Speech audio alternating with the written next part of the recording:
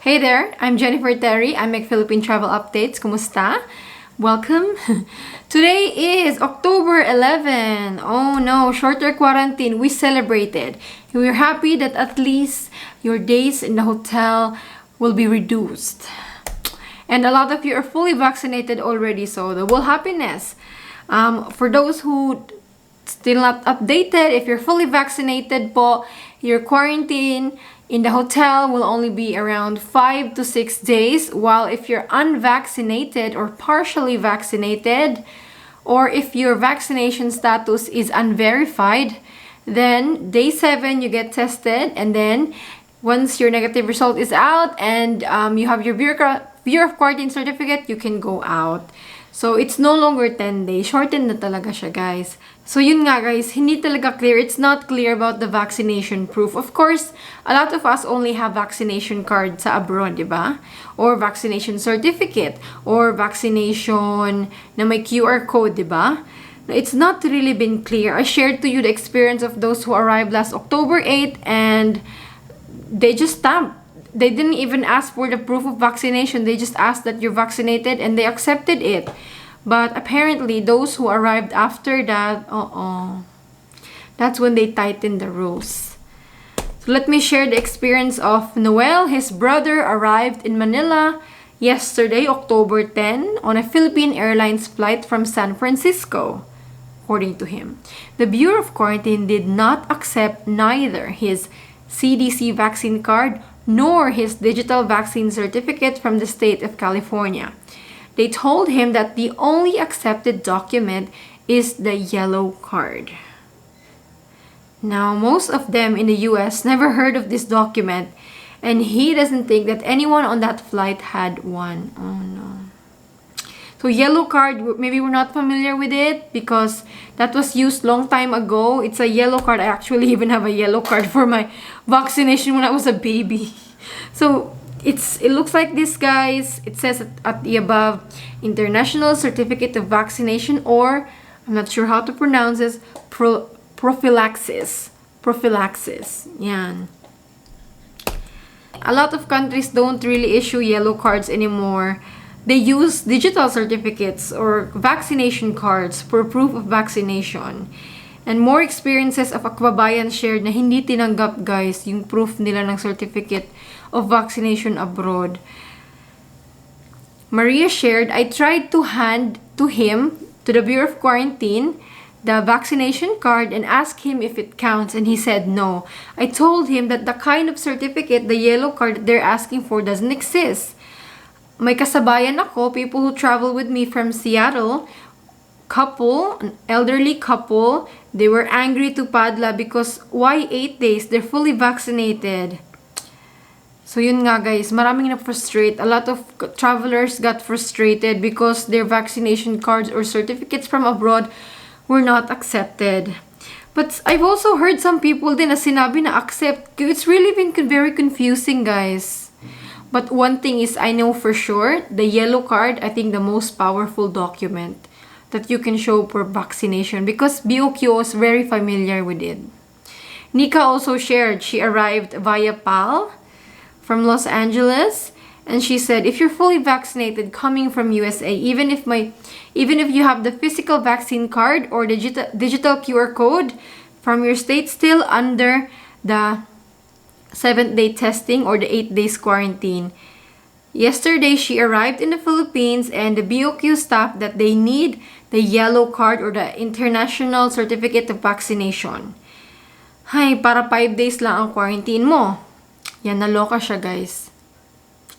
Kasi, I know US doesn't use it. A lot of countries don't. My friend Darren from Australia also doesn't issue the yellow card. So, what my friend Darren did is that he actually requested from his clinic a yellow card. While Race shared, an American said he bought a ICV, a yellow card from Amazon, and had his doctor complete it. So I don't know if it's a good idea, guys, but if I was traveling, I'd take the chance. If you cannot avail of the shorter quarantine because they won't accept your vaccination card or certificate it's not the end of your trip. Guys, the difference between the vaccinated and the unvaccinated is extra 2 days quarantine. I know it sucks, right? Why? Why you fully vaccinated? Bakit IATF? Why? Why do you like to make people suffer? Why? Really, what I can suggest right now is, of course, to bring whatever proof of vaccination you have for those traveling soon. Kasi confusing pa talaga as of now. Now, for those who will be traveling very soon and you don't have any time to at least secure an international certificate of vaccination, the yellow card, there is an email where you can actually send a proof of vaccination in advance to the Bureau of Quarantine. That's boqverify@gmail.com. This email was given by Philippine Airlines. So for those traveling soon or this week or early next week, try to ask back a Bureau of Quarantine po. boqverify@gmail.com. Yeah. Whether whatever vaccination certificate you have will be accepted because BOQ po ang magde-decide. Now, for OFWs, the OWA assures that there is enough quarantine facilities for OFWs coming home for Christmas. So Christmas is a very busy season in the Philippines, literally for everything. So guys, OWA, sabi nila, meron kaming enough hotels para ma-accommodate kayo. Currently, there are 12,000 to 13,000 OFWs staying in the quarantine hotels. Hans Kakdak assured OFWs that aside from NAIA, we also have established quarantine hotels or ports of entry such as Lawag, Clark, Subic, Cebu, and Davao, which can accommodate you. Pero humihingi na din naman ng funding ang OWA. More funding for our OFWs quarantine. 7.5 billion for the rest of this year. How many months? October, November, December. For 3 months, 7.5 billion?